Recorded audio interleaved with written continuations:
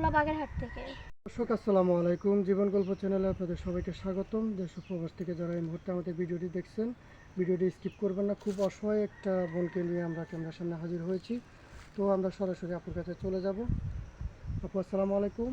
ওয়ালাইকুম আসসালাম ভাই, আসসালামু আলাইকুম। ওয়ালাইকুম আসসালাম। আপু আপনার নাম কি? আমার নাম শারমিন। শারমিন। হ্যাঁ, কোত্থেকে আসছেন আপনি? খুলনা বাগেরহাট থেকে। খুলনা বাগেরহাট থেকে। আচ্ছা, আপনার বয়স কত? 23 বছর চলে। 23 বছর। আপনার ফ্যামিলিতে কে কে আছে? ফ্যামিলিতে বাবা আছে, মা আছে আর ছোট একটা ভাই আছে। বাবা আছে, মা আছে, একটা ছোট ভাই আছে। হ্যাঁ, বাবা কি করে? বাবা এখন বর্তমানে কিছু করে না, বাসায় বসে থাকে। বাসায় বসে থাকে। হ্যাঁ। আচ্ছা, যাই হোক, আপনি বর্তমান কি করতেছেন? আমি এমনিতেই আমাদের আশপাশের ইয়েতে চাকরি করতাম একটা ছোটোখাটো।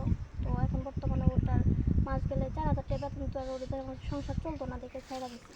4,000 টাকা বেতনে কি এখন সংসার চলে? একটা মানুষের খরচে তো আছে 4,000 টাকা। আচ্ছা, যাই হোক, আপনি পড়ালেখা করছেন কতটুকু আপু?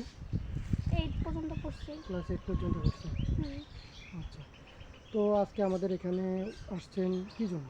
কোনো সহযোগিতার জন্য নাকি একটা মনের মানুষের জন্য, বিয়ে শাদীর জন্য, কোনটা? না, আছে একটা বিয়ে, মানে আর কি মনের মানুষের মতো একটা বিয়ে করার জন্য আর কি। বিয়ে করার জন্য আসছেন। হ্যাঁ। তো আপনার বয়স 23 বছর, আপনি কিরকম বয়স হলে আপনার সাথে মিসিউড হবে একটু বলবেন? ভাই, মানুষ বয়সের দিকে কিছু না, একটা ভালো মানুষ হলেই আর কি ভালো। না, পরে তো আবার যদি 45 বছর 50 বছরের পরে যায়, ভালো বলেন, শেষে বললেন যে কে তো বুড়া, তো পরে আরেকজনের সাথে পরকীয়া করলেন, এরকম এরকম যদি হয়? না, যদি ভাগ্যে যদি আমার ওরকম থাকে তাহলে অবশ্যই ওরকমই থাকবে। না, এখন তো আবেগে বলতেছেন যে বয়স কোনো ফ্যাক্ট না, যে মনের মানুষ ভালো হলে চলবে, তাই না? না, পরে আবেগে। যদি বলেন যে একটা বুড়া জামাইয়ের লোকে বিয়ে বইছি না, আমি একটা ভালো দেখে আর একটা ছেলের সাথে পরকীয়া করলেন, ভাইয়া গেলেন, তখন তার কি হবে?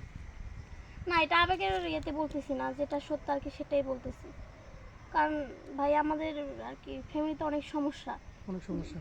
হুম। মানে আপনার দায়িত্বটা নিতে পারলে বয়স যেমনই হোক কোনো সমস্যা নেই, তাই তো? হ্যাঁ। আচ্ছা, তো যদি দাড়িওয়ালা হয়, নামাজ কালাম পড়ে, এরকম লোক যদি আপনাকে পছন্দ করে, কোনো সমস্যা আছে? না, কোনো সমস্যা নাই। কোনো সমস্যা নেই। না। আচ্ছা, আপনি রান্নাবান্না করতে পারেন? হ্যাঁ, রান্না বান্না করতে পারি। কী রাঁধতে পারেন? সব কিছুই পারি। ডিম ভাজি কীভাবে করেন? হলুদ দেন? অনেকে হলুদ খায়, অনেকে হলুদ দেয় না। আচ্ছা, আপনাকে একটা প্রশ্ন করি। বলেন। আপনি যখন রান্নাবান্না পারেন, তাই না? হুম। আচ্ছা, এমন কি জিনিস আমরা বাজার থেকে কিনে আনি, রান্নাবান্না করে কিন্তু না খেয়ে ফেলে দিই? সেটা হলো তেজপাতা। তেজপাতা। গুড, আপনার বুদ্ধি আছে, আসলে মেয়েটার অনেক বুদ্ধি আছে। তো আচ্ছা আপু, যদি কোনো ভাই আপনাকে বিয়ে করে প্রবাসে নিয়ে যেতে চায়, যাবেন? হ্যাঁ, যাব, যদি তার ভালো হয়। আচ্ছা, কোন জেলা আপনার সবচেয়ে বেশি পছন্দ? ভাই, জেলা তো সব জায়গায় জেলাই ভালো লাগে, কারণ আমি তো কোনো জায়গায় এখনো যাই নাই। এই জন্য বলতে পারতেছি না, কারণ আমাদের দেশটাই অনেক ভালো লাগে।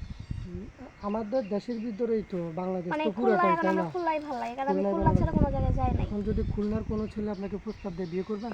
হ্যাঁ, করব। সমস্যা নেই। না। আচ্ছা, যাই হোক, ভিডিওটা বড় হয়ে যাচ্ছে। আপনার কি কোনো পার্সোনাল নাম্বার আছে যে আপনার সাথে কেউ যোগাযোগ করবে কীভাবে? না, আমার কোনো নাম্বার নাই। আমি যোগাযোগ কিভাবে করবো? আপনাদের সাথে আমাকে যোগাযোগ করতে হবে। প্রিয় দর্শক, আপনারা শারমিন আপুর জীবনের গল্প শুনতেছিলেন। আসলে ভিডিওটা লং হয়ে যাচ্ছে, এই জন্য আমরা তাড়াতাড়ি শেষ করে দিচ্ছি। পরের পর্বে আমরা অবশ্যই আরও কিছু কথা তুলে ধরবো। ওনার পার্সোনাল কোনো মোবাইল ফোন নেই। স্ক্রিনে দেখতে পাচ্ছেন যে নাম্বারটি আমাদের ইউটিউব চ্যানেল কর্তৃপক্ষের। কোনো ভাই বারবার কল দিয়ে বিরক্ত করবেন না, ভিডিও কল একদম দিবেন না। শারমিন আপুর একটা স্ক্রিনশট মেরে ছবি পাঠিয়ে দিবেন, আমরা অতি তাড়াতাড়ি আপনার সাথে যোগাযোগ করার চেষ্টা করব। সবাই ভালো থাকবেন, সুস্থ থাকবেন। আল্লাহ হাফিজ।